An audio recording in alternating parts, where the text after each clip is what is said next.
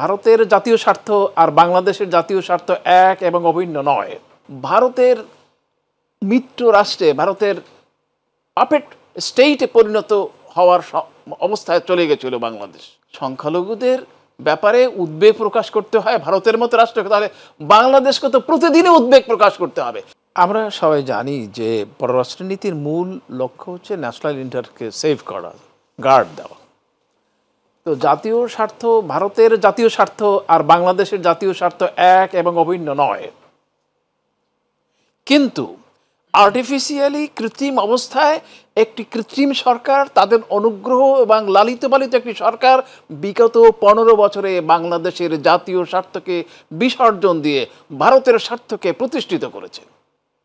এবং আমরা সবাই জানি এবং বুঝি ওই স্বৈরাচারের মধ্যে যে গণ অভ্যুত্থান হয়েছে, গণ আন্দোলন, it was one of the reasons যে ভারতের মিত্র রাষ্ট্রে, ভারতের পাপেট স্টেটে পরিণত হওয়ার অবস্থায় চলে গেছিল বাংলাদেশ। তো এই যে অবস্থাটা, এটার পরিবর্তন হয়েছে। এই পরিবর্তনটি ভারত কোনোভাবেই মেনে নিতে পারছে না। আমার কাছে আন্তর্জাতিক সম্পর্কের একজন ছাত্র হিসাবে আমার কাছে অবাক লাগছে যে ভারত এর মতো একটি পরিপক্ক রাষ্ট্র তার পররাষ্ট্রনীতিকে পুনর্গঠন করতে পারছে না, পুনর্বিবেচনা করতে পারছে না।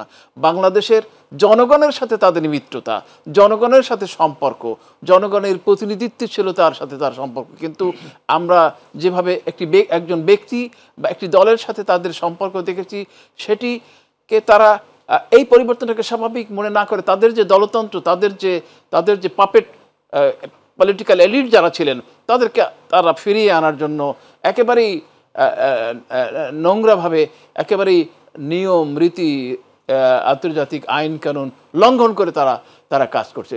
আপনারা দেখেন, প্রফেসর ইউনূসকে অভিনন্দন জানাবার ভাষাটাও খুব সুখকর ছিল না। তো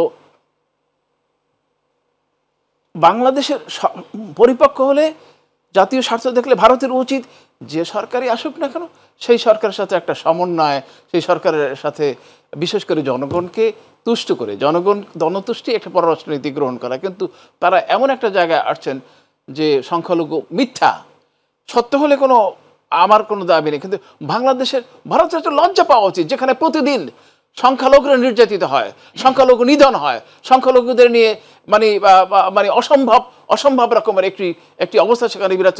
কোন শরমে, কোন লজ্জায়, কোন ব্যাকরণে বাংলাদেশের এই অবস্থায় তারা এই উদ্বেগের কথা ঘোষণা করতে? বাংলাদেশকে যদি সংখ্যালঘুদের ব্যাপারে উদ্বেগ প্রকাশ করতে হয় ভারতের মতো রাষ্ট্রকে, তাহলে বাংলাদেশকে তো প্রতিদিনই উদ্বেগ প্রকাশ করতে হবে।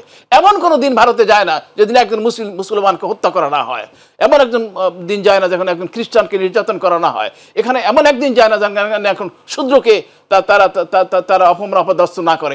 সেই দেশ কি করে এই একজন লোক নিহত হলো বা একটা অপপ্রচার হলো সেটাকে প্রাধান্য দিচ্ছে?